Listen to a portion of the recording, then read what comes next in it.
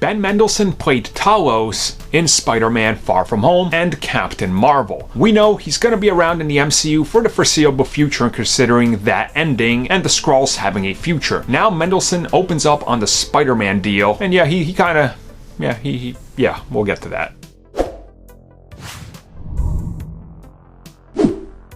So naturally, Spider-Man, the whole thing that happened, that was a lot of bad stuff out there. There was a lot of things said by one studio, a lot of things that weren't said by another. Actors jumped in on this, producers. There was a lot of things being thrown at the other ones, accusations, rumors. It was all over the place. Naturally, you know, we've heard from plenty of actors, but now Ben Mendelsohn, who's part of Disney's side of things, who was of course one of the characters that was lent over to Sony's side for Far From Home, opens up, and here's what he says about the whole thing that happened with Spider-Man. Of course, in the description down below, you guys can find that link, and here's what he said.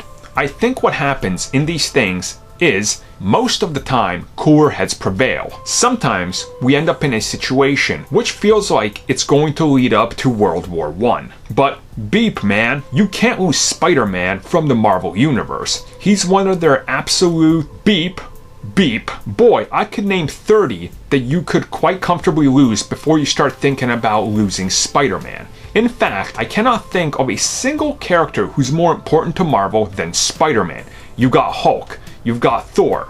None of them are as important as Spider-Man. None of them. Yeah, those beeps, you can check out the article. But he really lays it into town, and I've talked about it here, you know, before. Spider-Man is the most important thing in Marvel Comics. If it wasn't for Spider-Man, Marvel Comics would never have achieved the level of popularity that they have. It was a combo of the X-Men, Fantastic Four, and Spider-Man. Spider-Man, he's still outselling everybody when it comes to action figures and stuff, not the movies, obviously. But he's a big name, and he is the one that's synonymous with Marvel. It's like when you think DC, you think Batman, not Superman. I know, it's weird. But anyways, you know, Spider-Man, as he says it, it's kind of insane, and you could stand to lose other characters, but the moment you lose Spider-Man, you lose the Marvel essence. And honestly, like he says, cooler heads prevail, so there's still hope. They're probably going to work something out down the road.